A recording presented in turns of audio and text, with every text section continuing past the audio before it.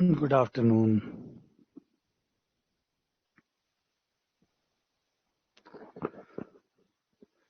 Good afternoon. Good afternoon. Good afternoon. Very, very good afternoon. Radhe Radhe.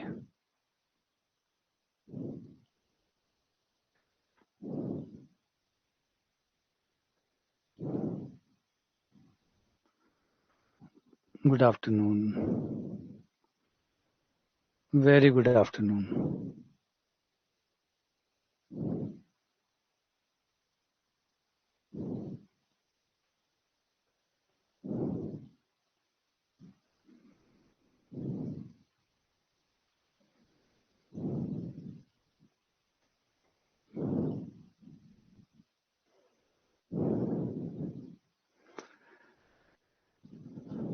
Radhe Radhe.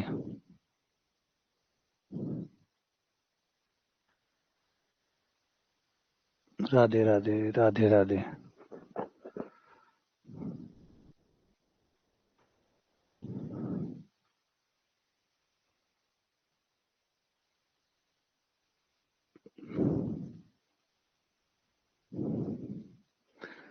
बाकी लोग भी आ जाओ, शुरू करते हैं न्यूमेरिकल एनालिसिस। और आज जो हम पढ़ने वाले हैं, तो जो हमने लास्ट टाइम पे जो पढ़ा था संकारक, आज हम संकारकों के बीच में संबंध बनाने वाले हैं कि संकारकों में क्या संबंध होते हैं। तो हमारे ये जो 5 संकारक है, आई, ई, डेल्टा, नेबला और डी, ये जो 5 संकारक है, इन संकारकों में आपस में कौन कौन से रिलेशन होते हैं, क्या क्या संबंध होते हैं, इस पे आज हम सवाल करने वाले हैं। तो सभी लोग पहुंच जाओ ताकि शुरू कर सकें।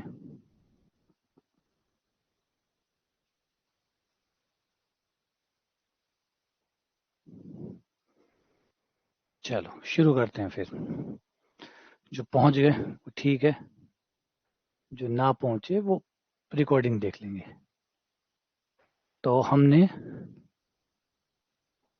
लास्ट टाइम तक जो किया है, कुछ 2-3 छोटी छोटी बातें हो रही है जो हमने वैसे तो डायरेक्ट लिख दी है। थोड़ा सा चाहो तो प्रूफ करोगे तो थोड़ा मजा भी आएगा। थोड़ा सा टाइम निकाल कर अगर इनको प्रूफ करोगे, क्योंकि प्रूफ का फायदा ये होता है कि देखो हर सूत्र को प्रूफ नहीं किया जा सकता, ये सच है। लेकिन कुछ सूत्रों को जो असंभव है, इजी है, आसान है, उनको कर लेना चाहिए। क्योंकि कर लेने से क्या होता है, प्रूफ कर लेने से एक अलग कॉन्फिडेंस आता है। आप कभी गौर करिए, किसी चीज कोई फॉर्मूला है, उसका प्रूफ आप करते हैं और उसके बाद उसको याद रखते हैं। एक है आप सीधा उसको याद रखते हैं, दोनों ही याददाश्त में बड़ा फर्क है। दोनों में बहुत बड़ा फर्क है, क्योंकि एक में कॉन्फिडेंस भी है, क्योंकि आपको पता है ये कैसे आया, क्यों आया, यही क्यों है। एक फॉर्मूला अलग ही तरीके से दिखने लग जाता है। वही फॉर्मूला जब आप डिराइव करके अपने पास रखते हैं और एक सीधा अपने पास रखते हैं, दोनों ही फॉर्मूलों में बड़ा अंतर होता है। दोनों में अंतर है, ठीक है ना। तो सेम वही बात है। इसीलिए मैं कहता हूँ कि जो फॉर्मूले व्युत्पन्न नहीं, कि लंबे हैं, लेंदी है, टाइम कंज्यूमिंग है, मत करो, मत करिए।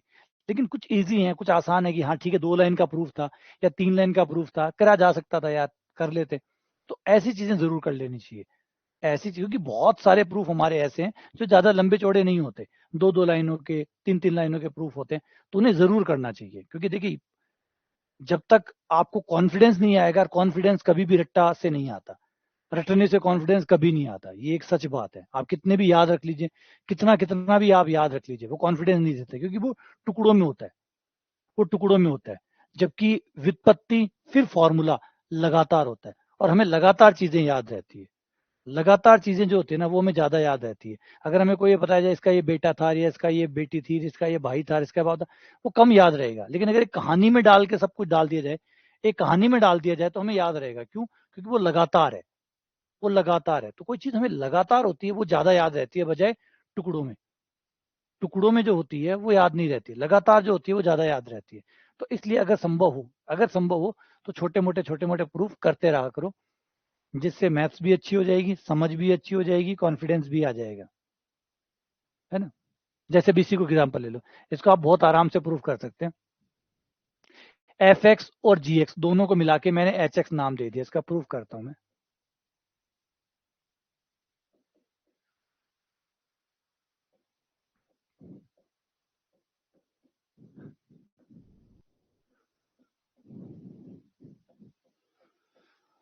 F x into G x को नाम मैंने एच एक्स दे दिया। अब मैं जो निकाल रहा हूं वो एफ एक्स गुणा जी एक्स का अंतर निकाल रहा हूं, वो भी फॉरवर्ड डिफरेंस निकाल रहा हूं, और इसको नाम तो मैंने एच एक्स नाम दे दिया, तो ये हो गया डेल्टा एच एक्स। और अग्रांतर का मतलब होता है इससे अगली वैल्यू एच नाम, थोड़ा पी नाम रख लेता हूँ क्योंकि एच तो फिर मैं यूज भी करता हूँ, नाम चेंज, इसका नाम पी रख लिया ताकि एच से एच मिक्स ना हो जाए, पी नाम रख लिया। और परिभाषा के अनुसार डेल्टा की जो परिभाषा है उसके हिसाब से हमें क्या करना होगा, अगले बिंदु में से आगे वाले में से करंट पोजीशन को माइनस करना होगा, आगे वाले पॉइंट में से करंट पोजीशन को माइनस करना होगा, तो P x plus H minus P x. अब हमारी जो डेफिनेशन जो पी एक्स है वो है कौन, वो ये है, यही है। इसकी जगह इसका मान वापस रख दें, इसका मान रखेंगे तो इसकी जगह एक्स आता, तो यहाँ दोनों जगह एक्स आता, तो अगर एक्स प्लस एच आएगा तो यहाँ पे भी दोनों जगह एक्स प्लस एच आएगा, x plus H G X plus H minus P x की जगह एफ एक्स गुणा जी एक्स। ठीक है, अब हम एक सेम पद जोड़ देते हैं और घटा देते हैं। समान पद जोड़ने पर और समान पद घटाने पर मैंने F X plus H into G X जोड़ दिया और घटा दिया, बराबर बना रहे। यही पद मैंने जोड़ दिया और यही पद मैंने घटा दिया।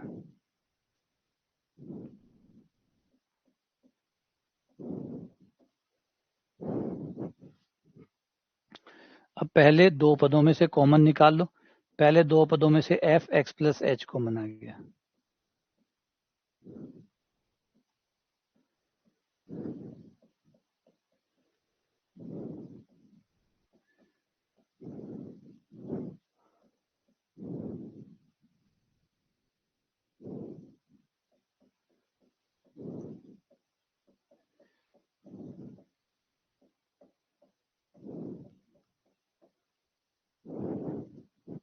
ये कॉमन निकाल लिया।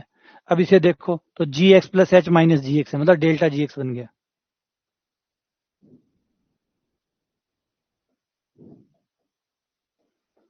डेल्टा जी एक्स हो गया प्लस जी एक्स, ये डेल्टा एफ एक्स हो गया।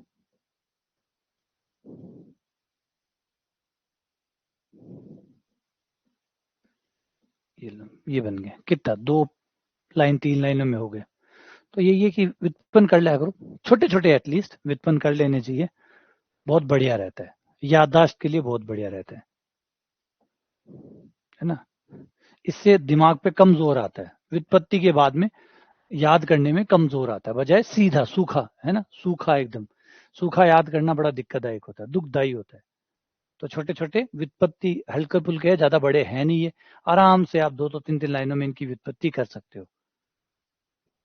जैसे इसी को ले लो, इसी का नाम मैं एक बार पी एक्स रख लेता हूँ।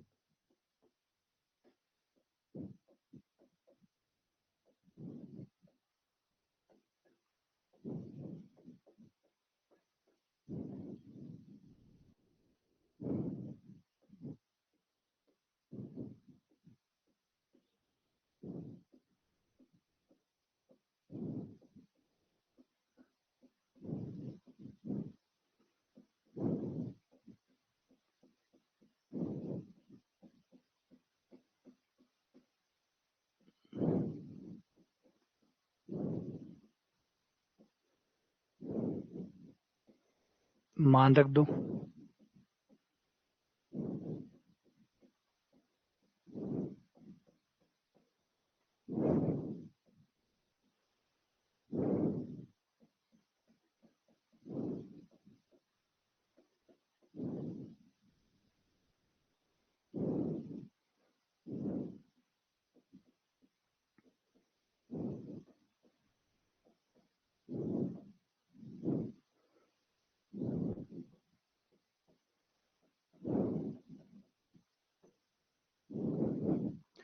एक पद ऊपर जोड़ने पर घटाने पर।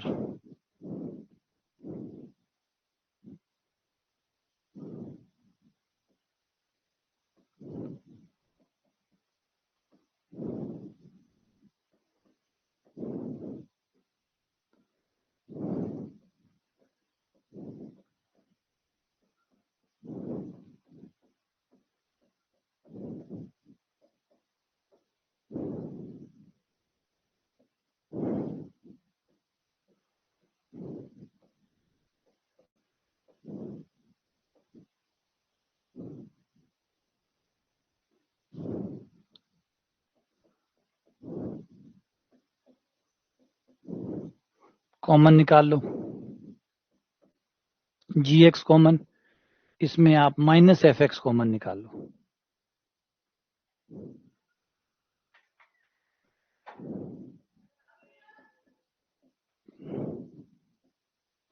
यहां से आपने एफ एक्स कॉमन निकाल लिया,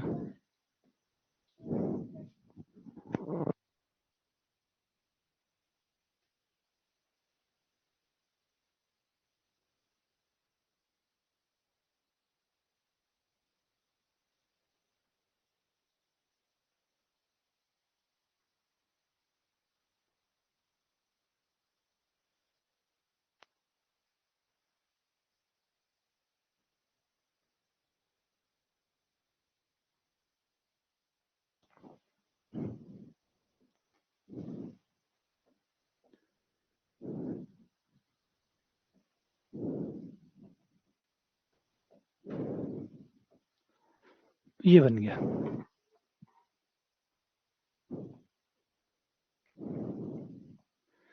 ठीक है, अगला आगे बढ़ते हैं।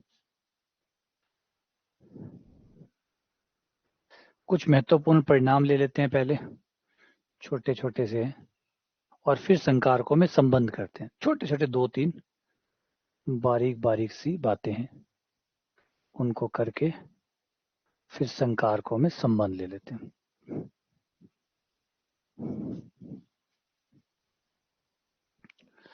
तो कुछ महत्वपूर्ण परिणाम, डेल्टा, नेबला और ई जो है वो क्रम विनिमय नहीं होते। अरे हमने तो क्रम विनिमय कहा था। क्रम विनिमय संकारकों के सापेक्ष, संकारकों के सापेक्ष जो चर है, चरों के सापेक्ष, जो अंदर चर है ना एक्स और एक्स प्लस एच, उसके प्रति आप ये क्रम विनिमय नहीं होते। उसके प्रति मतलब जो अंदर वाला चर है उसके लिए ये क्रम विनिमय नहीं होते। ठीक है ना, डेल्टा ये क्रम विनिमय है। अगर डेल्टा पहले लें फिर नेबला लें, या पहले नेबला लें फिर डेल्टा लें, तो ये क्रम विनिमय है। इन दोनों में से किसी को भी आप पहले, किसी को भी बाद में लगा सकते हैं, किसी को भी पहले और किसी को भी बाद में लगा सकते हैं। लेकिन ये जो चर होते हैं, चरों के सापेक्ष अगर x की जगह x प्लस एच रख दूं और फिर भी कहूं कि ये क्रम विनिमय है, तो नहीं, अब क्रम विनिमय नहीं है। नंबर 2, अगर मैं एफ एक्स का ई स्क्वायर निकालूं, या फिर मैं ये करूं कि ई एफ एक्स करके स्क्वायर कर दूं, तो ये बराबर है? नहीं, ये बराबर नहीं है। क्यों? क्योंकि इस केस में इसका मतलब ये हुआ कि एफ एक्स को 2 बार शिफ्ट करना है, और 2 बार शिफ्ट करने पर वो एक्स प्लस 2h आ जाएगा। जबकि इस साइड में क्या होगा, पहले शिफ्टिंग हो रही है फिर स्क्वायर हो रहा है, तो ये हो जाएगा एक्स प्लस एच और ये उसका स्क्वायर हो जाएगा, जो कि बराबर नहीं है। दोनों बातों में अंतर है, इन दोनों बातों में अंतर है। ठीक है, ऐसे ही अगर किसी का अंतर 0 आ जाए, तो इसका मतलब ये नहीं कि फलन 0 है। नहीं, अंतर 0 तब भी आ सकता है जब कोई अचर फलन हो। अगर मान लीजिए कोई फलन अचर है, सपोज करो वो 5 है, और अब आप उसका डेल्टा एफ एक्स निकालते हो, तो डेल्टा एफ एक्स बराबर होगा F X plus H minus F X. अब ये तो एक्स पे डिपेंड ही नहीं करता, इसलिए एक्स प्लस एच पे भी इसकी वैल्यू 5 ही आएगी, और एक्स पे वैल्यू 5 आएगी। तो 5 और 5 कितना हो गया? 0 हो गया। तो इसका विभाज्य पहला अंतर जो है वो 0 आ रहा है, लेकिन उसके बावजूद भी फलन 0 नहीं है। ठीक है, दूसरा, ये जो संकारक है, जब तक इनके पीछे कोई ना खड़ा हो ये बेकार है, ये अर्थहीन है। खाली डेल्टा का कोई मतलब नहीं है, केवल डेल्टा का कोई मतलब नहीं है। पूरा मतलब तब निकलता है जब उसके साथ एफ एक्स हो। जैसे अवकलन, जैसे प्लस है, खाली प्लस का कोई मतलब नहीं होता। प्लस का मतलब तब निकलता है जब उसके आगे और पीछे 2 नंबर हो। वरना अगर मैं ये लिखूं 5 प्लस, तो इसका कोई मतलब है? नहीं। या मैं लिखूं 5 प्लस करके और उसके पीछे कुछ ना लिखूं, तो ये अर्थहीन है। ठीक है, तो ये छोटी छोटी बातें नॉर्मल, पता ही है, हर कोई जानता है इसको। अब आ जाते हैं इंपॉर्टेंट चीज के ऊपर, जो है संकारकों में संबंध बड़ा इंपॉर्टेंट है ये। और एक सवाल की यहाँ से उम्मीद रहती है, एक सवाल ये देगा, क्योंकि इसमें बहुत सारे संबंध है, कम से कम 10 के आसपास संबंध है, कि ये जो 5 संकारक होते हैं ये आपस में एक दूसरे से इंटरकनेक्टेड होते हैं। जैसे आई है, डेल्टा है, नेबला है, ई है, और अवकलन संकारक डी है। ये जो पांचों चीजें होती है ये आपस में रिलेटेड होती है अलग अलग फॉर्मूलों के जरिए। वो हम व्युत्पन्न करेंगे कि वो कैसे कैसे होते हैं और कौन कौन से हैं। पहला फॉर्मूला होता है कि जो ई होता है, यहाँ पे ट्रिपल लाइन का मतलब होता है इक्विवेलेंट। इक्विवेलेंट का मतलब होता है जो ई करेगा आई प्लस डेल्टा भी वही काम करेगा, इसे हम कहते हैं इक्विवेलेंट। इक्विवेलेंट का मतलब एक जैसा काम करना। इक्विवेलेंट मतलब समतुल्य। ये कोई संख्याएं नहीं है, एक्चुअली ऑपरेटर है। ऑपरेटर का मतलब होता है संक्रिया करना। तो मैं ये बराबर का चिन्ह यहाँ पे शोभा नहीं देता। यहाँ मैं बराबर का चिन्ह लगाऊं तो थोड़ा अजीब लगेगा, बराबर का चिन्ह लगाए। बराबर का चिन्ह की एक लिमिट है कि आप उन चीजों में बराबर का चिन्ह यूज करते हैं जो संख्याएं होती है। जैसे 5 बराबर 5, 7 बराबर 7, 8 बराबर 8। तो बराबर का चिन्ह तब मायने होता है जब आप दो संख्याओं के बीच में लगाते हैं। अब संख्याएं नहीं है और फिर मैं बराबर का चिन्ह लगाऊं तो ये थोड़ा अर्थहीन सा लगता है, क्योंकि आप दो चीजों को तोल रहे हैं, दो नंबरों को तोल रहे हैं। तो इसलिए वहां पे हम वो चिन्ह बराबर के चिन्हों को बांधा हुआ है कि भाई नंबरों के बीच में ही बराबर का चिन्ह लगाएंगे, जब नंबर ना हो तो बराबर का चिन्ह हम यूज नहीं करेंगे। तो संकारक है, अब ये दोनों संकारक है, ये कोई नंबर नहीं है, ई कोई नंबर थोड़ी है। ई तो ऑपरेटर है, आई प्लस डेल्टा भी ऑपरेटर है। तो यहाँ पे जो चिन्ह है वो है कि भाई आप कोई फलन ले लो, उसका ई निकाल लो, या कोई फलन लेकर आई प्लस डेल्टा निकाल लो, आपको बराबर ही आंसर मिलेगा। जैसे हम कहते हैं ना कि माइनस माइनस प्लस होते हैं, है ना। तो हम ऐसे कह सकते हैं कि माइनस माइनस प्लस के इक्विवेलेंट होते हैं। दो माइनस की गुणा कर लो, दो माइनस के नंबरों की गुणा कर लो और एक प्लस का नंबर ले लो सीधा, वो बराबर होता है। तो ये बराबर नहीं है, यहाँ पे इक्विवेलेंट है। मतलब दो माइनस गुणा में वही काम करते हैं जो एक प्लस करता है, ठीक है ना। तो इसलिए हम यहाँ पे इक्विवेलेंट का चिन्ह लगाएंगे। पहले इसको प्रूफ करते हैं। हर छोटे छोटे फॉर्मूले, बहुत लाइन टू लाइन है, 2 लाइनों 3 लाइनों के प्रूफ है। देखते भी जाओ, आनंद भी आएगा, मजा भी आएगा। पहले हम लेफ्ट हैंड साइड से चलते हैं, एलएचएस से। ई ले लिया, ई के साथ मैंने एफ एक्स ले लिया। ई एफ एक्स हो जाएगा, एक कदम बढ़ जाएगा, ई हो गया मेरा एक्स प्लस एच। हो गया। अब मैंने क्या किया, मैंने एक सेम पद जोड़ दिया और एक सेम पद घटा दिया। एफ एक्स घटा दिया और एफ एक्स जोड़ दिया, जिससे ये मेरा जो पद है ये मेरा बन गया डेल्टा एफ एक्स। और एफ एक्स को मैं आई एफ एक्स भी लिख सकता हूं, क्योंकि आई से एफ एक्स पे कोई फर्क नहीं पड़ता। आई एफ एक्स बराबर वही वापस हो जाएगा। अब डेल्टा प्लस आई करके मैं एफ एक्स को एक साथ बाहर रख लेता हूं।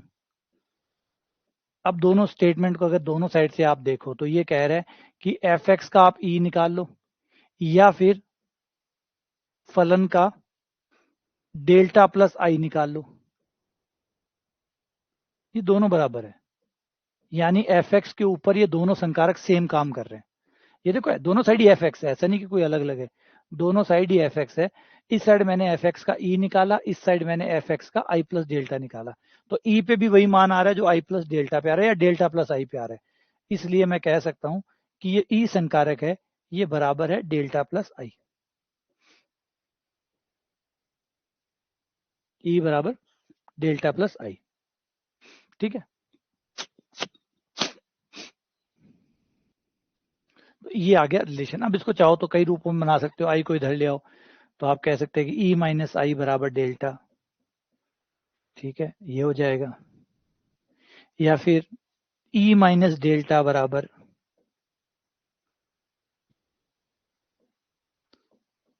बराबर आई, बिल्कुल हो सकता है। तो ये एक रिलेशन हो गया, ठीक है। समझ में आ गया व्युत्पत्ति इसकी, व्युत्पत्ति समझ में आ गई, क्या कहते हो, जोर से बोलो।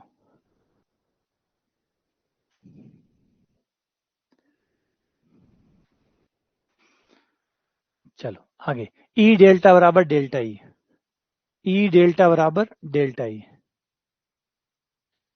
ई डेल्टा बराबर डेल्टा ई। कोई भी एक साइड से स्टार्ट कर लो, दूसरी साइड प्राप्त कर लो। अगर एलएचएस से स्टार्ट करूं, ई डेल्टा एफ एक्स ले लूं, ई को पहले सॉल्व करूंगा,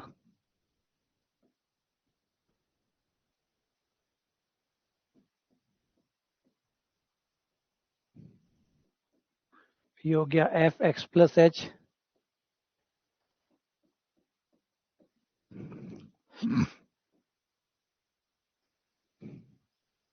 ब्रैकेट खोलने पर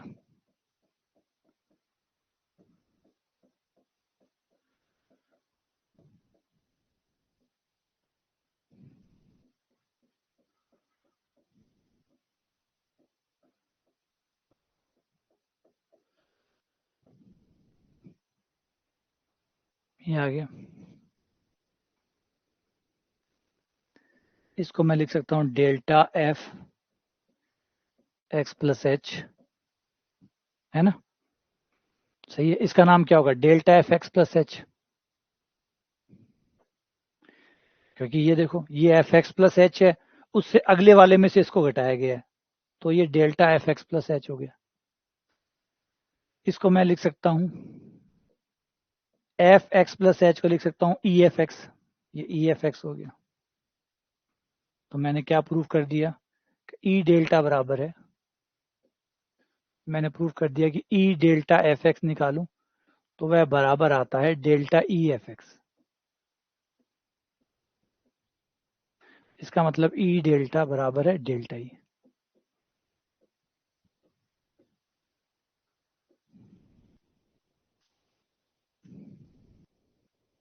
सही है।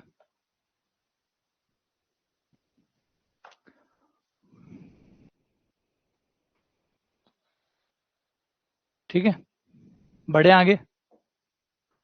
अगला ई नेबला बराबर डेल्टा ई बराबर, अच्छा ई नेबला बराबर नेबला ई बराबर डेल्टा, ये बराबर है। तो ई नेबला से स्टार्ट करते हैं।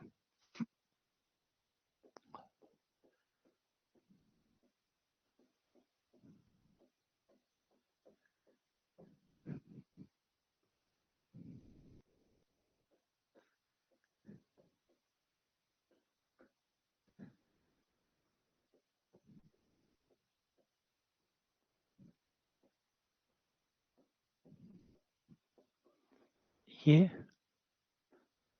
नेबला की डेफिनेशन से एफ एक्स माइनस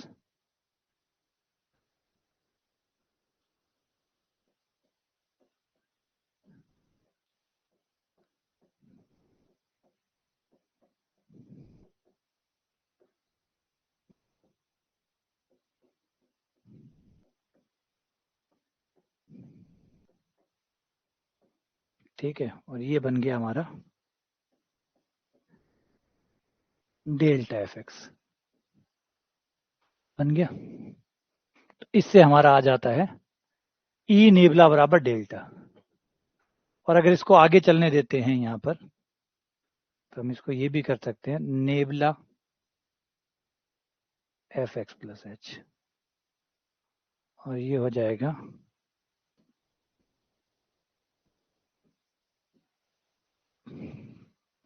अब हमने प्रूव कर लिया है कि ई नेबला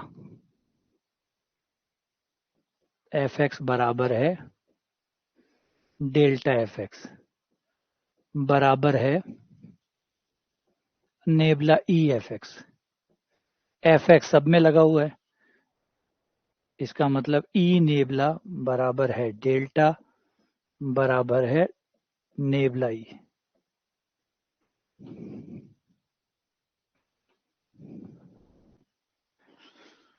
बड़ो जोर को लगा, बड़ो गेम सो लगा एकदम, यहाँ बढ़ाना है ना, बस अपन ई डेल्टा नेबला ये समझ में आना चाहिए। बाकी वो गेम सो लगा, यहाँ बड़ो मजो आवे डेल्टा नेबला बनाकर हम रिलेशन बनाणु, बहुत सुंदर काम लगे, मजेदार है, इंटरेस्टिंग है। देखो है ना, थोड़ा इन्हें बदले और भी इन्हें बदले और इन्हें चेंज करे, और इतना में तैयार है। अगला नेबला बराबर डेल्टा ई इनवर्स, ये भी करते हैं।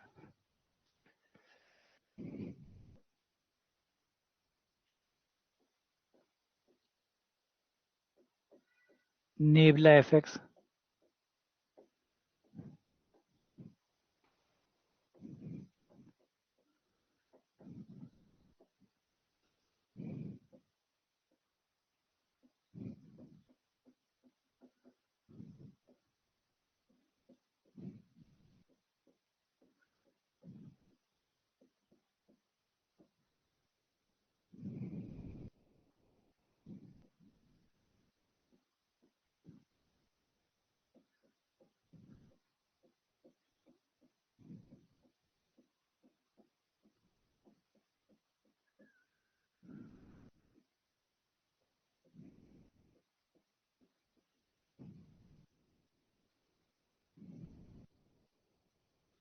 नेबला बराबर डेल्टा इनवर्स।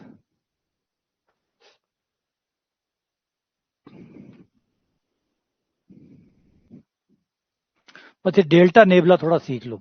डेल्टा नेबला जो है ना, ये दो चीजें सीख लो, ये दो कंफ्यूज करती है बस, कि नेबला किसे, मतलब अगर डेल्टा में लिखना हो तो कैसे लिखा जाता है, नेबला में कैसे लिखा जाता है, ये थोड़ा सा कंफ्यूजन है। इसको ठीक कर लो, ये मुश्किल काम है। बस ये वाला जो खेल है ना, कि डेल्टा में लिखते हैं तो कैसे लिखा जाता है, नेबला में लिखते हैं तो कैसे लिखा जाता है। चीज एक ही चीज को आप डेल्टा में भी लिख सकते हैं, एक ही चीज को आप नेबला में भी लिख सकते हैं, ये बात आपको पता होनी चाहिए। सेम चीज, बस होना क्या चाहिए, पीछे वाले में से आगे वाला घटना चाहिए, पीछे वाले में से आगे वाला घटना चाहिए, उसी का नाम आप नेबला पे भी दे सकते हैं, उसी का नाम आप डेल्टा पे भी दे सकते हैं, है ना। जैसे एग्जांपल देखो,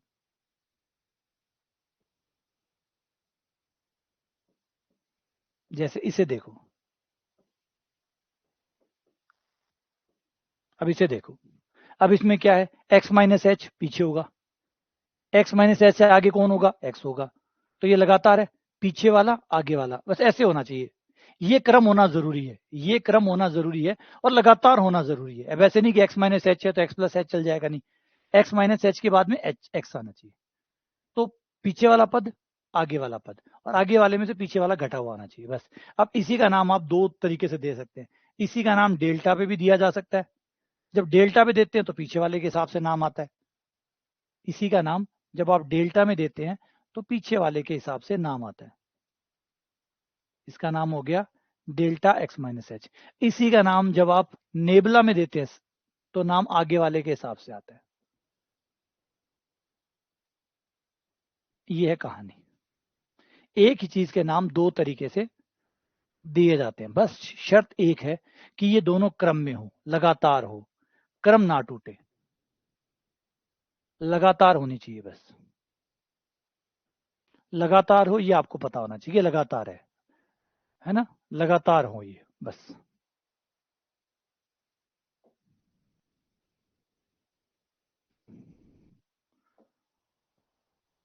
अगला,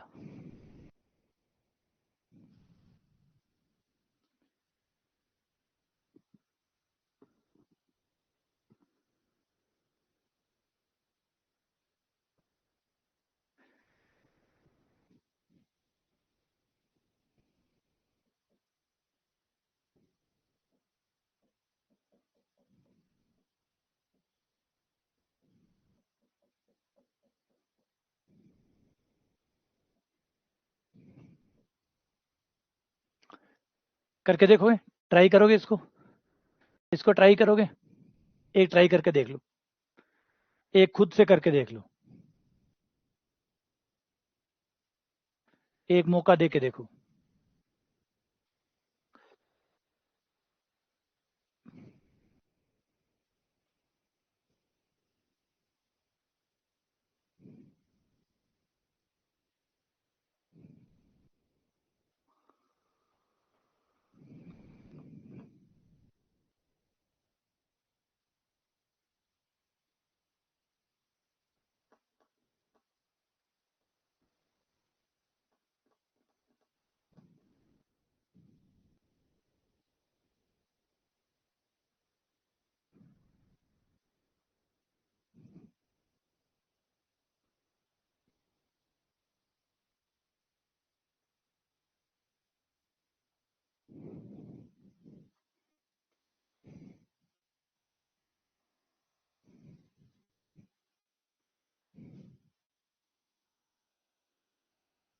ठीक है।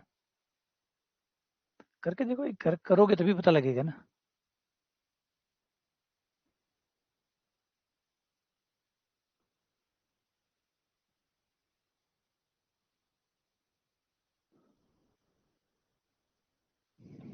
बस छोटा सा है एकदम, एकदम छोटा सा है।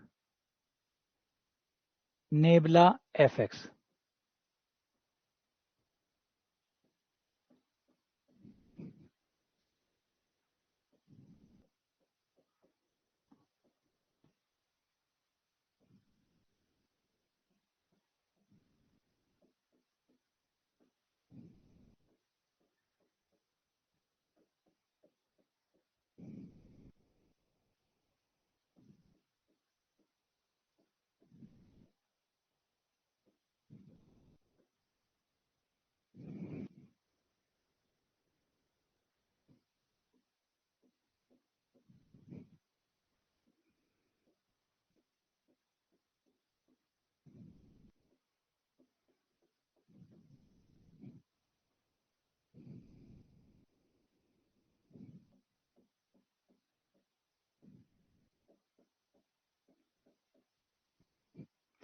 आई माइनस इनवर्स।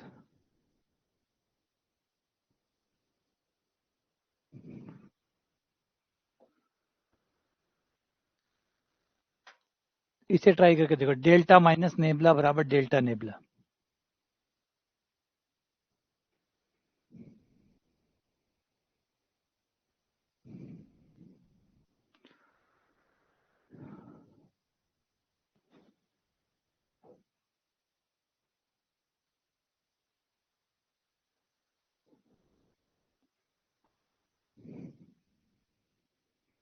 इसको आप आरएचएस से एलएचएस करोगे तो थोड़ा आसान रहेगा, बजाय एलएचएस से आरएचएस करने में। एलएचएस से आरएचएस ना करके आरएचएस से एलएचएस कर लो, आसान हो जाएगा।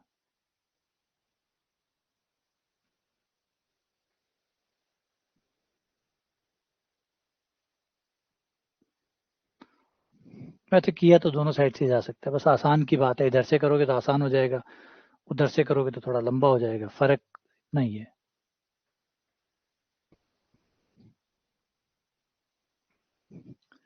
चलो इस साइड से शुरू करूं तो डेल्टा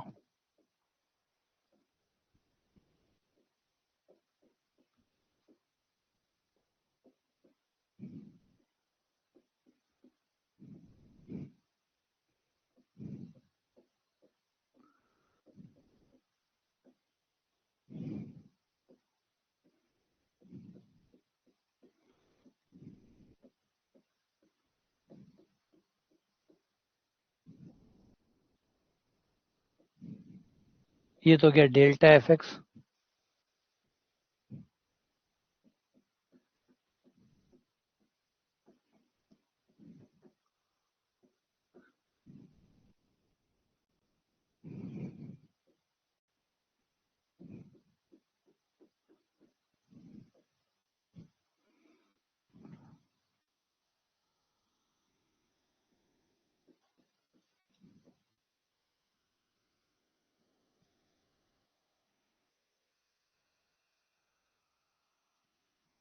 ठीक है,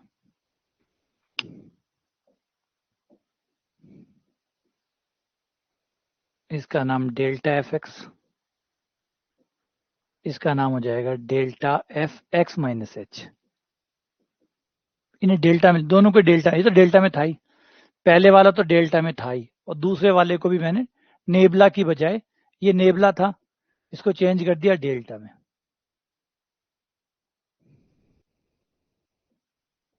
और इसे मैंने लिख लिया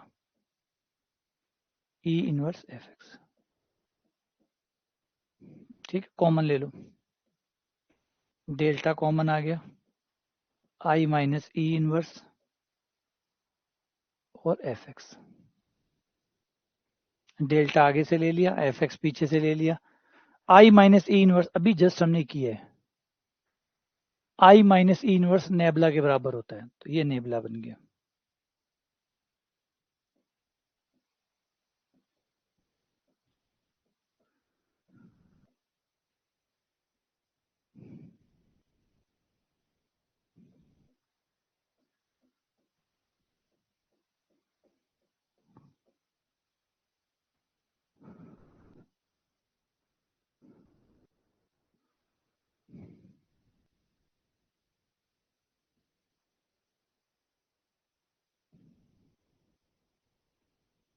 ठीक है, तो चाहे आप तो LHS से RHS किया है मैंने, तो आप RHS से LHS भी कर सकते हो।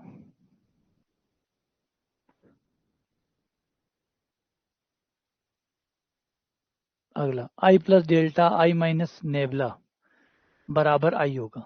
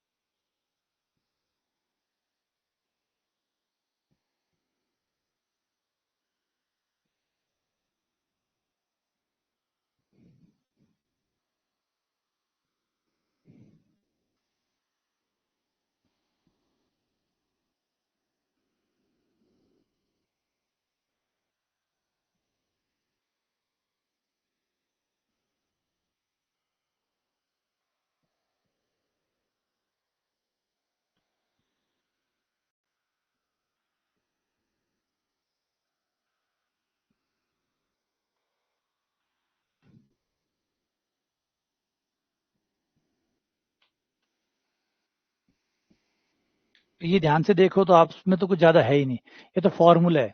I प्लस डेल्टा, ये E हो गया। I प्लस डेल्टा E के बराबर होता है, और I minus nebula E inverse के बराबर होता है।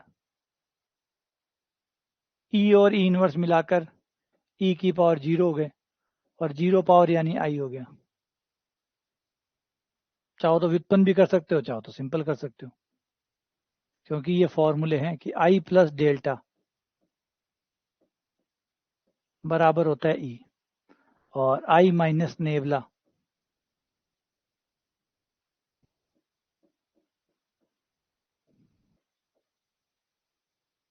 E इनवर्स होता है।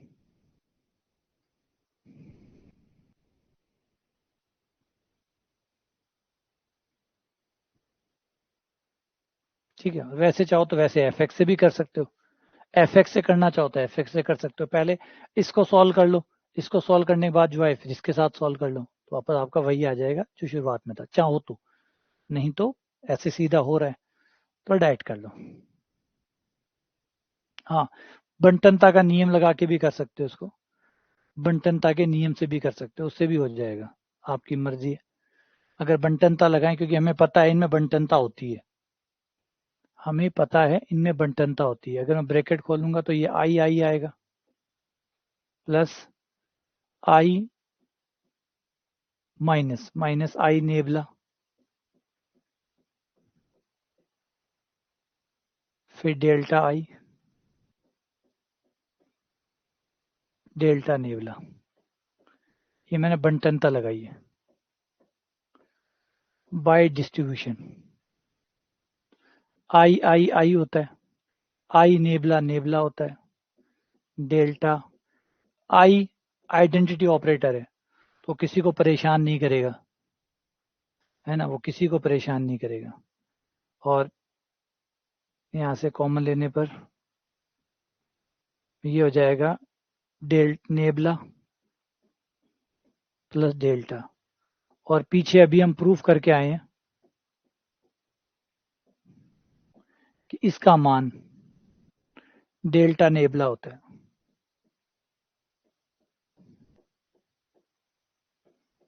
ये दोनों कट गए, क्योंकि अभी पिछले रिजल्ट में हम प्रूफ करके आए हैं कि डेल्टा और नेबला का जोड़ डेल्टा नेबुला के बराबर होता है।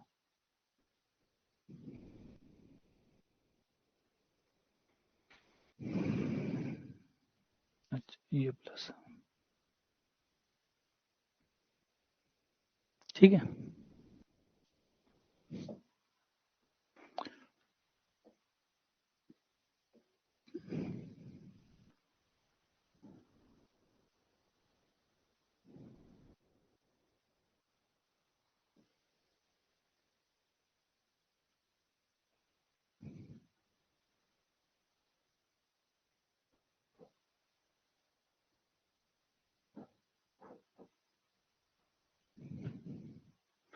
E बराबर e की पावर h डी, डी का मतलब अवकलन है, dy बाई डी एक्स।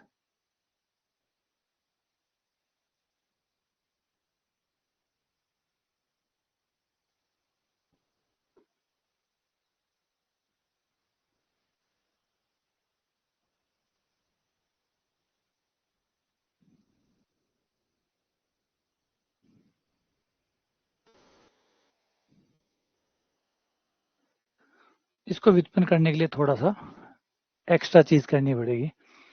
यहाँ पे टेलर फॉर्मूला यूज करते हैं, टेलर सीरीज।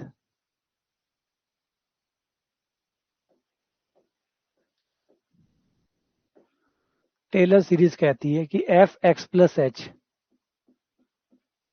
बराबर होता है F X plus H into F dash X plus H square बटा factorial 2 F double dash X H cube बटा factorial 3 F triple dash X and so on. ठीक है, इसे हम लिख सकते हैं ई एफ एक्स।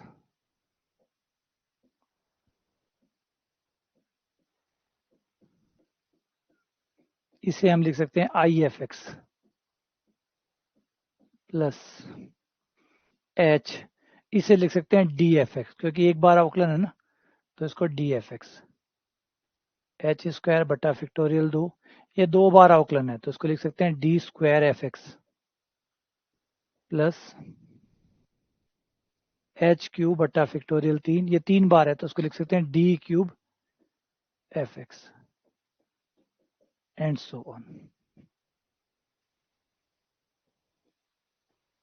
ई एफ एक्स बराबर एफ एक्स कॉमन ले लें तो ये हो गया I plus H D plus H D का स्क्वायर बटा फैक्टोरियल 2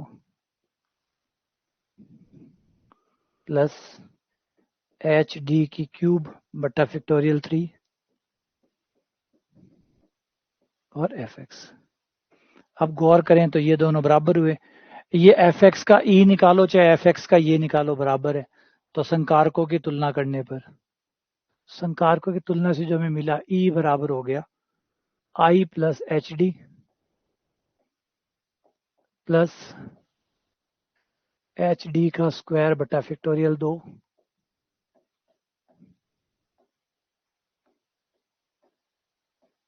अगर हम यहाँ पे याद करें तो ये फॉर्मूला हमारा देखा हुआ है, और ये फॉर्मूला ई की पावर एक्स का फॉर्मूला होता है।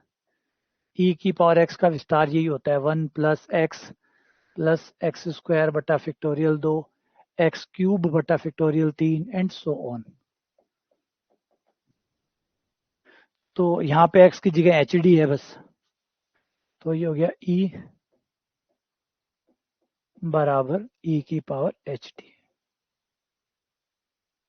और हमने प्रूफ किया हुआ है सबसे पहली बार कि ई आई प्लस डेल्टा के बराबर भी होता है।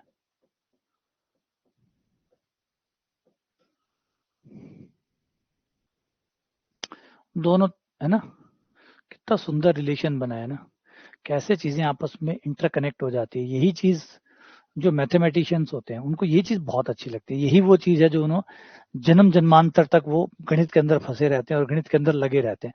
कुछ तो ऐसा है ही ना, कुछ तो ऐसा है। वो ठीक है, वो बाहर वाले को नहीं समझ में आएगा। एक आदमी योग कर रहा है और सदियों से योग कर रहा है, हमें बाहर से समझ में नहीं आएगा कि ये आदमी योग क्यों कर रहा है ना। क्योंकि वो हमारे इंटरेस्ट का विषय नहीं है, या हमें उसमें मजा नहीं आया होगा इसलिए हमें नहीं समझ में आया। लेकिन मुझे मजा नहीं है इसका मतलब किसी और को मजा नहीं आ रहा, ये तो एक अलग सवाल हो गया ना फिर, कि भाई किसी को तो मजा आ रहा है, कोई तो है जो योग कर रहा है जिसको योग में आनंद आ रहा है। जैसे कोई लोग जिम भी जाते होंगे, मुझे लगता होगा पागलों की तरह वजन उठाते हैं, क्या है, हाथ पैर तुड़वा रहे हैं, तो मुझे पागलपन लग रहा होगा, लेकिन उनके लिए वो डे बाय डे का काम है और वो बहुत खुश होते हैं जब वो जिम जाते हैं, तो उनके लिए वो चीज अच्छी है। तो ये जो विविधता है, तो इसका मतलब अब मैं उसके पॉइंट ऑफ व्यू पे जाऊंगा तब मुझे समझ में आएगा कि कुछ ऐसा है जिम के अंदर जो उसको खुश करता है, कुछ ऐसा है जिम में, कुछ ऐसी चीजें हैं जो उसको खुशी लाती है उसके अंदर। सेम वही बात सबके साथ है। भक्ति वाले लोग जो भक्ति से जुड़े हुए हैं उनसे पूछिए, वो कह रहे राम के नाम में जो आनंद है वो कहाँ है। कायदा की बात है, बिल्कुल बात है, लेकिन वो आनंद उनको आए, क्या पता मुझे आए नहीं आए, क्योंकि हो सकता है मैं भक्ति के लिए ना बनाऊं तो मुझे वो भक्ति, वो भजन गा के वो मजा आए ना आए, हो सकता है। तो वो डिपेंड करता है कि क्या वो स्वाद आपको आएगा नहीं आएगा, ये विषय। लेकिन किसी न किसी चीज में ऐसा जरूर है कि कहीं ना कहीं तो आपको स्वाद आएगा। किसी को यहाँ स्वाद आता है, किसी को फिजिक्स में आ रहा होगा, किसी को फिलोसॉफी में आ रहा होगा, किसी को साहित्य में आ रहा होगा, किसी को कविताओं में आ रहा होगा, किसी को किसी और चीज में आ रहा होगा। यानी कोई ना कोई किसी ना किसी चीज के साथ इंगेज है। कोई पैसे ही कमा रहा होगा, उसी में आनंद ले रहा होगा, कोई नई गाड़ियां का आनंद ले रहा होगा। तो हर प्रकार से कहीं ना कहीं कुछ ऐसा है जो आपको बांधे रख सकता है ना। तो मैथ्स के हिसाब से बताऊं तो ऐसी ये जो खूबसूरतियां हैं ये कैसे आपस में इंटरकनेक्ट हो जाती है। अभी उम्मीद नहीं कर रहे थे कि ई का संबंध कभी डी के साथ आएगा क्या, क्योंकि ई का मतलब है आगे किसका आना, उसका आउटलाइन से क्या संबंध आएगा क्या, जो कि आया है। तो बड़ा एक अभूतपूर्व, जिसे हम कह सकते हैं अद्भुत, कह सकते हैं अद्भुत संगम हुआ है ई का और डी का। तो यही रिलेशन है जो हम एक्सपेक्ट भी नहीं करते, लेकिन गणित हमें ऐसे रिलेशंस बना के दिखाती है कि देखो ऐसे होते हैं। और ये चीज है ना, ये गणित का खोज करने का मतलब है कहीं ना कहीं आप भविष्य को बना रहे हैं, आप फ्यूचर को बना रहे हैं। तो कितना उन लोगों को जो मैथ्स या फिजिक्स में जुड़े हुए हैं, उनको अधिकतर ये लगता है कि वो ईश्वर के करीब जा रहे हैं, वो ईश्वर के करीब जा रहे हैं। अब अजीब लगेगा ये सोच के कि यार ये कोई बात हुई, ईश्वर के करीब तो माला जप के जा सकता है, या ईश्वर के करीब तो ऐसे करके जाया जा सकता है। नहीं, एक साइंटिस्ट के लिए ईश्वर का मतलब क्या है, ईश्वर बड़ा सब्जेक्टिव वर्ड है। ईश्वर का मतलब कोई लोग तो ये सोचते हैं वो 20 हाथ वाला होगा, 50 हाथ वाला होगा, या ऐसा बड़ा होगा, या कोई चेहरा ही नहीं होगा, कोई ये सोचते हैं उसका चेहरा ही नहीं होता, उसका कोई ना, अलग अलग तरीके से आपने अपने अपने हिसाब से जो आपको सूट किया आपने उसके हिसाब से, या सूट किया या किसी ने चिपका दिया आपने उसी को मान लिया। ये तो ऐसे भगवान वर्ड है। तो हो सकता है ज्यादातर साइंटिस्ट के फॉर्म में अगर बात करें तो वो सत्य को ही ईश्वर मान देंगे, सत्य ही ईश्वर है, और वो भी सही है, सत्यम शिवम सुंदरम। तो सत्य ही ईश्वर है। अब सत्य ईश्वर है तो एक वैज्ञानिक क्या कर रहा है, एक फिजिसिस्ट क्या कर रहा है, गणितज्ञ क्या कर रहा है, वो सत्य को तो ढूंढ रहा है। तो सत्य को ढूंढ रहा है इसका मतलब सत्य के करीब जा रहा है, सत्य को ढूंढ रहा है मतलब सत्य के करीब जा रहा है, सत्य के करीब जा रहा है, सत्य ही ईश्वर है, तो वो ईश्वर के करीब जा रहा है। तो कहने का मतलब है कि ये अलग अलग इंटरप्रिटेशन हो सकते हैं अपने अपने, लेकिन कुल मिला के काम वही है कि हम ईश्वर के करीब जा रहे हैं। जितना ज्यादा हम गणित को जानते हैं, जितना हम विज्ञान को जानते हैं, जितना हम ज्ञान को जानते हैं, विज्ञान उसके बाहर निकल जाऊं ज्ञान पे आ जाए, जितना हम ज्ञान को जानते हैं उतना हम ईश्वर को जानते हैं।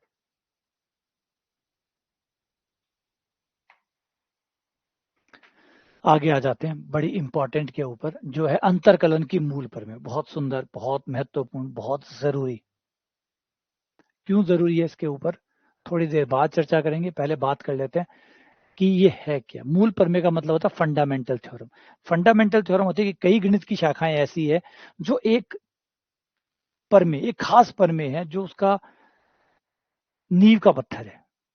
नींव का पत्थर मतलब कोई एक ऐसी थ्योरम जिसके आधार पर लगा कि यार और अध्ययन होना चाहिए, और अध्ययन होना चाहिए, और वो लगा ये जो चीज है इसी के ऊपर हमने हमारी ब्रांच को खड़ा किया है, हमने पूरी ब्रांच को इस चीज के ऊपर खड़ा किया है, तो वो कहलाती है मूल प्रमेय, है ना। अधिकतर आप जाएंगे अलजेब्रा की मूलभूत प्रमेय है, कॉम्प्लेक्स एनालिसिस की मूलभूत में, तो आपको ज्यादातर के अंदर मूलभूत प्रमेय लगेगी, लगेगी इसलिए कि कोई ना कोई चीज होती है कि भाई जिसके ऊपर लगता है कि सब कुछ उसके ऊपर खड़ा है। ये जो विज्ञान है इसका जो महत्वपूर्ण भाग है वो इसके ऊपर खड़ा है। जैसे घर को आप देखिए, आपका घर ईंटों से बनता है, लेकिन उसके बावजूद भी घर में 3 या 4 पिल्लर होते हैं, है ना, 4 पिल्लर होते हैं, गौर करिए। आप घर चाहे कितना ही बड़ा बनाए, कुछ भी बनाए, घर में पिल्लर्स दिए जाते हैं। ये पिल्लर वो होते हैं जो घर को टिका के रखते हैं। घर ईंटों से नहीं टिका हुआ, जिन ईंटों से आप उम्मीद कर रहे हो कि ये ईंटें हैं, इन्होंने रोक रखा घर को, नहीं। घर को एक्चुअली जो स्ट्रेंथ देता है वो पिलर्स होते हैं, है ना। गौर किया आपने, जब आप घर बनाते हैं तो सबसे पहला पार्ट आता है पिलर्स का, कि घर में पिलर्स कहाँ देने हैं, पिलर कहाँ देने हैं, ये यही तय करेंगे कि आपका घर की मजबूती कैसे होगी। अगर आपने पिलर को सही ढंग से नहीं दिया, सही जगह नहीं दिया, तो वो पिलर जो होते हैं वो आपके पूरे घर का, इवन जो आप ईंटें भी लगाएंगे वो सबका वजन वो पिलर ही सहन करते हैं। वो जो पिलर्स होते हैं, जैसे आप कुर्सी को देखिए, कुर्सी के अंदर जो 4 टांगे होती है, वो 4 टांगे कुर्सी का वजन और उस पर जो बैठने वाला है उसका वजन वो 4 टांगे अपने ऊपर ले लेती है, वही लेती है। तो सेम घर का जो हमारा वजन होता है वो पिलर्स के ऊपर होता है। घर में 4 पिलर, 5 पिलर, वो डिपेंड करता है कि कितने पिलर की आवश्यकता है, उसके हिसाब से पिलर दिए जाते हैं। पूरे घर का वजन, मैं खड़ा हूं या और कोई लोग खड़े हैं या घर की ईंटें हैं, दीवारें हैं, पंखे हैं, सब कुछों का वजन वो पिलर्स उठा रहे होते हैं। ये जो पिलर्स होते हैं इन्हीं को हम बेसिक पार्ट कहते हैं, सबसे महत्वपूर्ण कहते हैं, कि इनकी वजह से ही आज ये पूरा घर मजबूत होना या हो पाया या संभव हो पाया। तो मूलभूत पर में भी कुछ ऐसा ही काम करती है, ये जरूरी पार्ट होती है, इसके बिना घर ढह जाएगा। तो मूल पर में क्या कहते हैं कि मान लीजिए आपके पास एक बहुपद है और n घात का बहुपद है, n घातीय बहुपद आपके पास है। जैसे ये ले लो, n घातीय बहुपद कैसा होगा, ऐसा होगा, a0 a1x a2x square and dash dash dash dash dash dash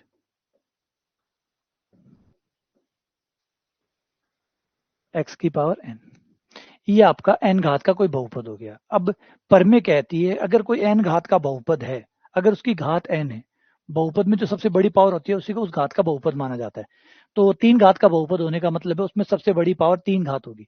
4 घातीय बहुपद में तो सबसे बड़ी पावर 4 होगी। अब परमे कहती है कि अगर कोई n घातीय बहुपद है और आप उसका nवां अंतर निकाल रहे हैं, nवां ही अंतर, मतलब 4 घात का बहुपद है आप चौथा अंतर निकाल रहे हैं, 5 घात का बहुपद है आप पांचवा अवकल निकाल रहे हैं, पांचवा अंतर निकाल रहे हैं, डेल्टा का मतलब अंतर। तो अगर आप nवां अंतर निकाल रहे हैं तो वो कांस्टेंट आएगा, अचर आएगा। कितना आएगा ये हम बता भी सकते हैं, A N factorial N H की पावर एन, ये आएगा आपका अंतर। एन घात के बहुपद में, अभी ये पर में थोड़ी सी कम समझ में आएगी, जैसे जैसे आगे बढ़ेंगे सारी बातें इसकी खुलती जाएगी, परतें खुलती जाएगी, जैसे जैसे उपयोग बढ़ता जाएगा।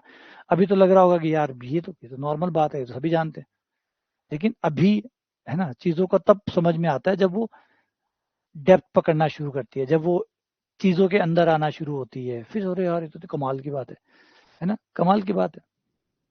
जैसे आप किसी भी ग्रंथ को देखिए, किसी अच्छी किताब को देखिए, ग्रंथ को देखिए, उनमें क्या होता है शुरुआत में जब आप जाते हैं, आप रामायण को देख लीजिए, रामायण बड़ी सिंपल है। जब मैं छोटा था, जब मैं रामायण को समझता था, उसके बदले आज मैं जब रामायण को समझता हूँ तो रात दिन का अंतर, रामायण वही है, राम वही है, राम वही है, लेकिन फिर क्या बदला, बदला ये कि पहले बच्चा था, समझ उतनी थी तो राम उतना ही समझ में आया। आज थोड़ा सा ठीक हुआ, थोड़ा समझदार हुआ पहले के मुकाबले, तो राम थोड़ा ज्यादा समझ में आने लग गया।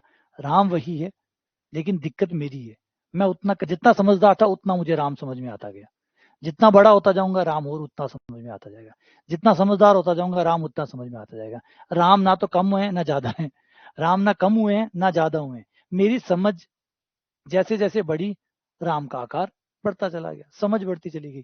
तो सेम वही बात कहानी इनके साथ लागू होती है कि अभी ये परमें जो लग रही है, ये परमें उतनी छोटी रहेगी जितनी अभी हमारी समझ है। जैसे जैसे हमारी समझ बढ़ती जाएगी इस परमें का आकार भी बढ़ता जाएगा। तो फिलहाल बात करें तो कोई भी n घात का बहुपद है और आपने nवां अंतर उसमें निकाला, तो आपका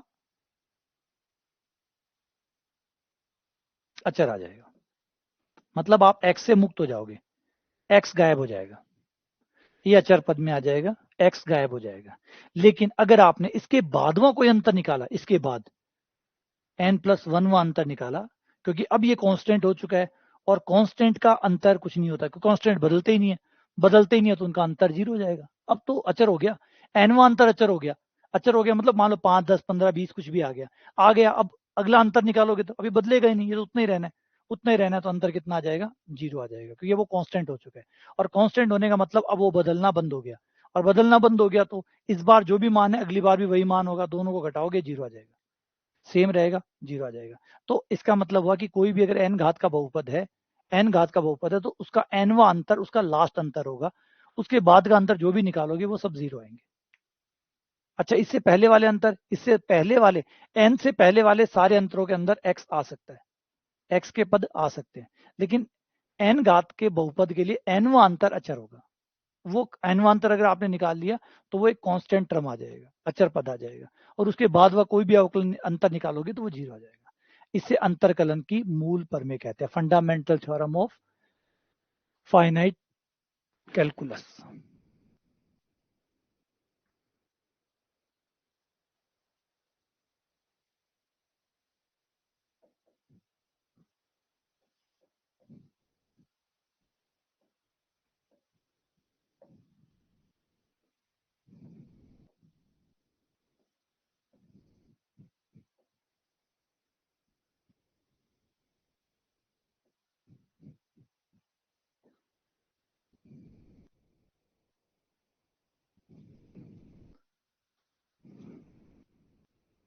fundamental theorem of finite calculus. ठीक है, अभी हम बात करेंगे कैसे कैसे काम आएगी और आएगी। जैसे मैंने कहा कि ये बहुत विस्तृत है, बहुत बड़ी है, दिख रहा है सिर्फ 2 लाइनों में, लेकिन गहरी है, बहुत गहरी है। धीरे धीरे जैसे जैसे हम आगे बढ़ेंगे आपको इस बात का अंदाजा होता जाएगा कि हाँ, ये बहुत जरूरी थ्योरम है, ये ना होती तो परिमित अंतरकलन उतना आसान नहीं होता। ठीक है, आ जाओ आगे बढ़ते हैं, खेल को आगे बढ़ाते हैं।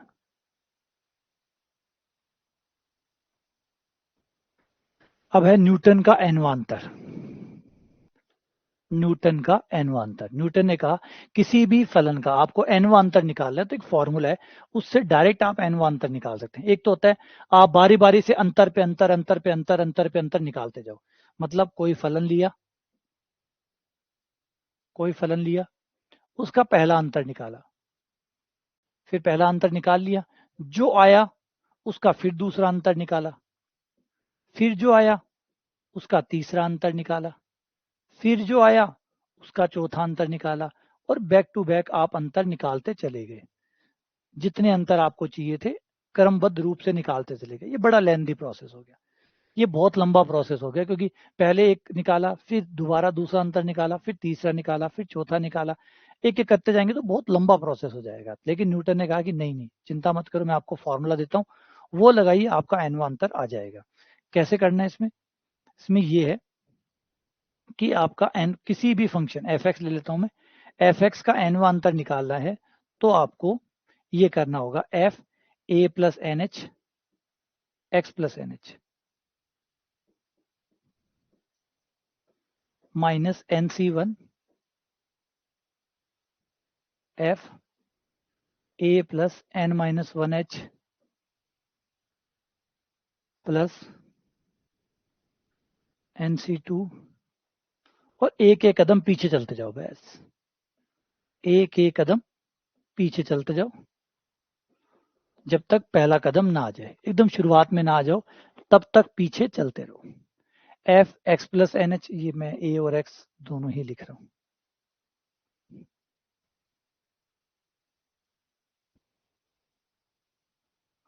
और एक एक कदम पीछे चलते जाओ। इससे आपको एनवा अंतर मिल जाएगा, डायरेक्ट मिल जाएगा, बिना किसी ज्यादा माथापच्ची के। ठीक है, अब ये कोई बहुत बड़ा फॉर्मूला नहीं है, घबराने बात नहीं है कि इतना बड़ा फॉर्मूला नहीं है, एक्चुअली में छोटा सा फॉर्मूला है।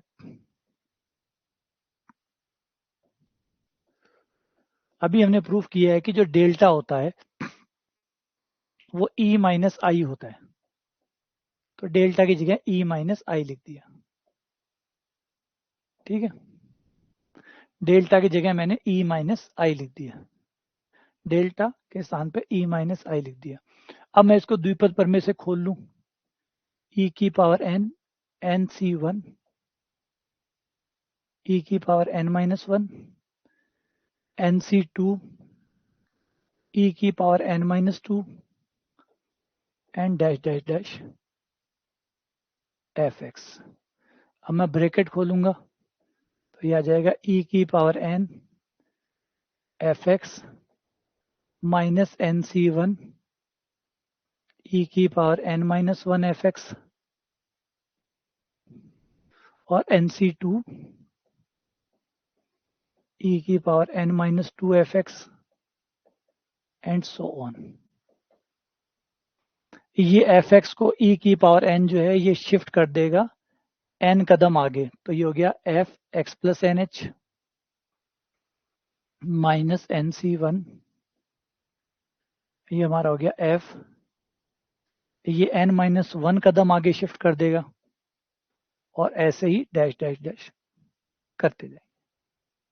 ये आपका nवा अंतर हो गया।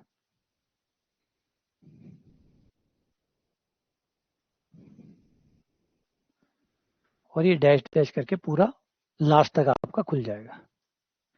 ये न्यूटन ने कहा। अब आज सोच के लगता है तो छोटी सी बात न्यूटन ने कह दी, लेकिन याद रखिए न्यूटन ने खुद बनाए हैं ये। न्यूटन ने ये नहीं किसी के काम को आगे बढ़ाया, न्यूटन ने ये सब कुछ खुद बनाए हैं, अपने आप से बनाए हैं चीजें। तो ये सारी चीजें न्यूटन को ही क्रेडिट जाती है। तो जो कुछ भी छोटा है, बड़ा है, बहुत बड़ा है, वो सब कुछ न्यूटन का है। छोटा भी है तो भी न्यूटन का है, क्योंकि ये जो डेल्टा है, ये ई है, ये हमारे नहीं है, ये भी न्यूटन की थी। डेल्टा, ई, नेबला, ये सब न्यूटन के द्वारा ही परिभाषित है। तो न्यूटन ने ये सब कुछ किया है, तो छोटा भी है तो वो भी क्रेडिट न्यूटन को जाता है, बड़े हैं तो भी न्यूटन को जाते हैं, सारे क्रेडिट न्यूटन को जाते हैं ये। तो ये हो गया न्यूटन का एनवा सूत्र। और अभी आगे देखेंगे, ये तो अभी छोटा पार्ट है, अभी देखेंगे न्यूटन आगे भी कमाल करेंगे। न्यूटन यहाँ रुकने वाले थोड़ी से, न्यूटन तो अभी और आगे ले जाएंगे, और आगे ले जाकर हमें दिखाएंगे कि कैसे दिए गए आंकड़ों से आप कोई बीच का आंकड़ा या आगे का आंकड़ा ज्ञात कर सकते हैं।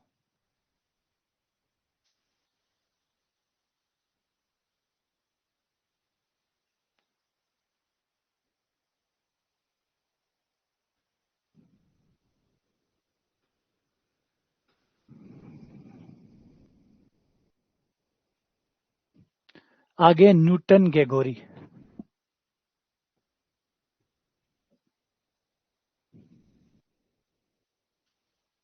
अग्र अंतर्वेशन। दो फॉर्मूले पढ़ेंगे, एक फॉरवर्ड और एक बैकवर्ड। क्या है, पहले इनको थोड़ा सा समझना, फॉर्मूलों को, फॉर्मूलों का बेस समझना। जब तक आप बेस नहीं समझ पाएंगे हम, तो ये फॉर्मूले में परेशान करते रहेंगे। कई फॉर्मूले आएंगे, अभी न्यूटन का पढ़ेंगे, न्यूटन के भी दो पढ़ेंगे, फॉरवर्ड और बैकवर्ड। फिर न्यूटन भाई साहब के बाद में आ जाएंगे हमारे पास, बेसल आ जाएंगे, स्टर्लिंग आ जाएंगे, गॉस आ जाएंगे। तो कई और फॉर्मूले भी अभी हमारे पास आने वाले हैं। लेकिन ये 4 फॉर्मूले आए, उससे पहले हम थोड़ा सा समझ लेते हैं कि ये फॉर्मूले इतने सारे क्यों बनाए गए। जब एक फॉर्मूले से काम चल सकता था तो इतने सारे फॉर्मूले क्यों बनाए गए, तो इस बात को समझना बहुत जरूरी है। आइए एक चीज समझते हैं कि हमने कुछ आंकड़े इकट्ठे किए हैं किसी जगह के, वही 1980 का वर्ष, 1990 का वर्ष, सन 2000 का वर्ष, 2010 का वर्ष और 2020 का वर्ष। और इन पर्टिकुलर सालों में हमने वहां का डेटा कलेक्ट किया, चाहे मौसम का डेटा ले लो, चाहे बारिश का ले लो। हमने वहां पे मान लीजिए बारिश का डेटा तैयार किया कि वहां पे कितनी बारिश हुई, कितना उत्पादन हुआ, कितनी जनसंख्या हुई, जो भी आप अपने हिसाब से जो भी आंकड़े लेना चाहें, जिसको भी दर्शाना चाहें यहाँ ले सकते हैं। मान लीजिए ये 32 आया, ये 48 आया, ये 57 आया, ये 59 आया और ये 72 आ गया। ये मान लीजिए कुछ आंकड़े। ध्यान से सुनिएगा पहले बात को, अच्छे से पहले कहानी को समझिएगा, फिर हम बात करते हैं। अब यहाँ पे क्या है, हम जो भी फॉर्मूला लगाने वाले हैं, ये जो आंकड़े हैं ये तो एकदम सत्यापित आंकड़े हैं, क्योंकि ये आंकड़े हमने कलेक्ट किए, हमने पूछ के। जैसे जनसंख्या के आंकड़े 2010 की जनसंख्या एकदम सही है, क्यों? क्योंकि 2010 में हमने जनसंख्या उठाई है, लोगों से पूछ पूछ के लिए। तो 2010 की जनसंख्या तो ठीक होगी, 2020 वाली भी ठीक होगी, क्योंकि वो तो आंकड़े, आंकड़े तो सत्य होने ही है, आंकड़ों पे थोड़ी विश्वास कर सकते हैं, तो आंकड़े तो सत्य है ही है।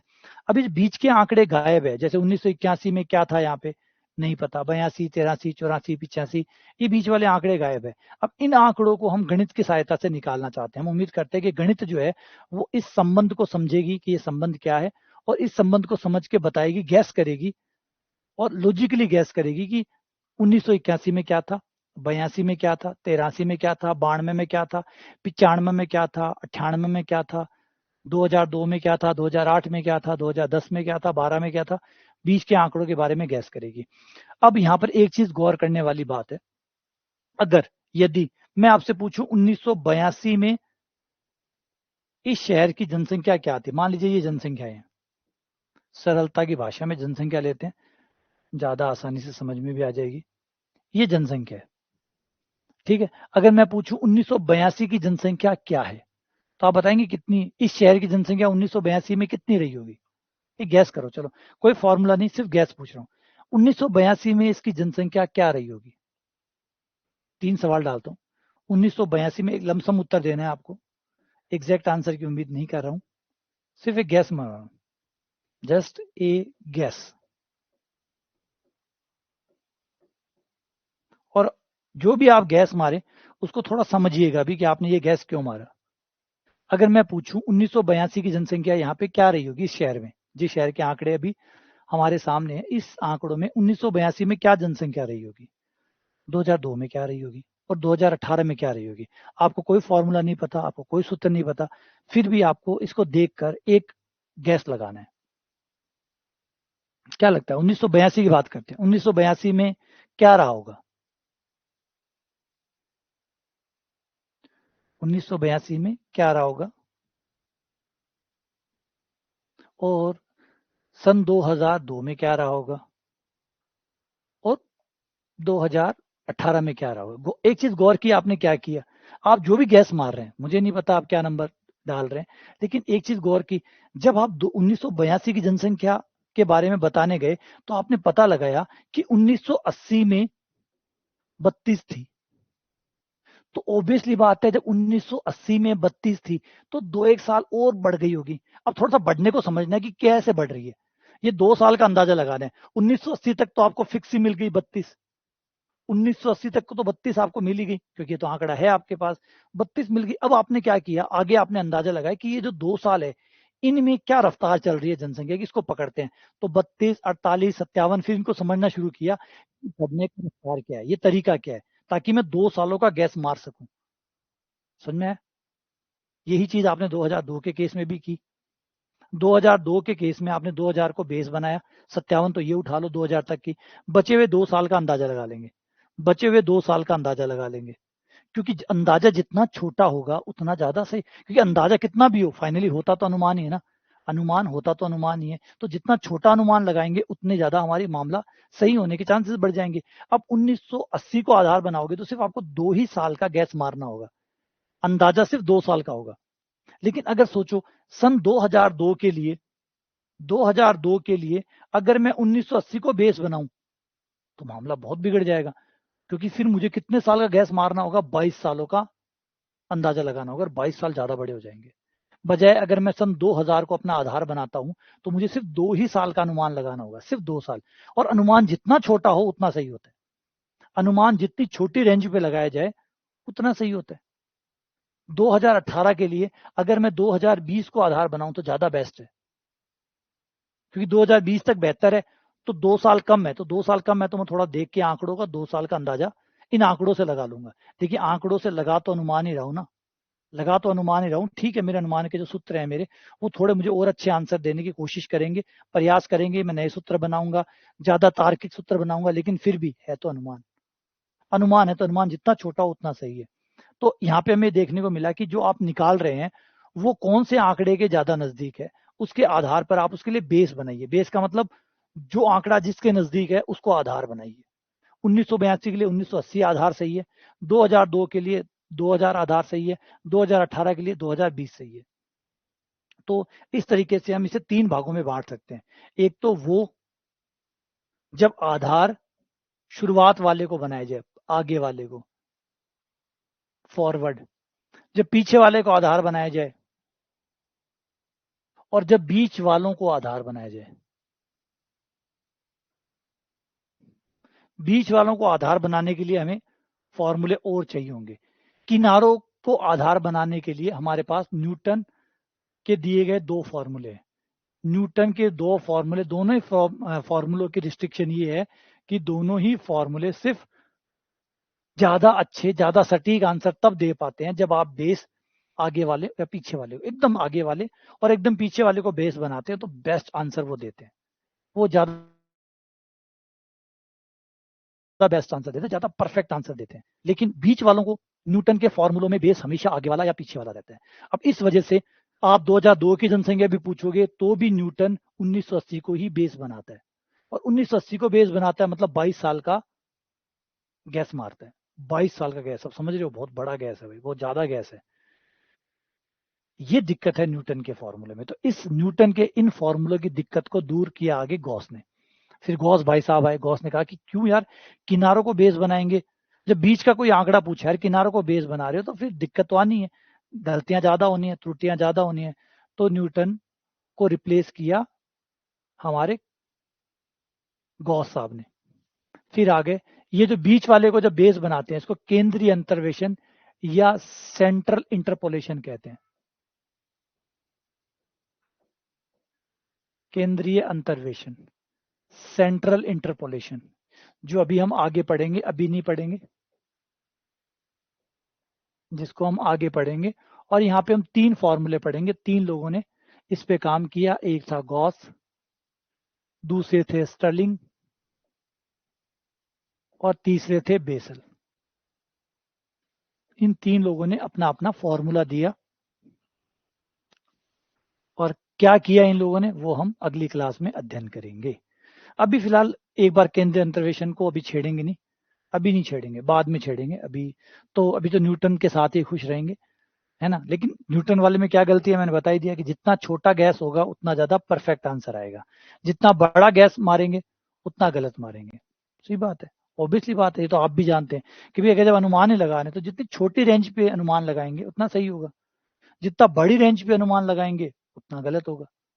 तो रेंज छोटी कर लो, जितनी रेंज छोटी रहोगी। अब यहाँ पे 1982 में 1980 को बेस बना लिया तो 1980 तक की तो जनसंख्या आपको मिल गई।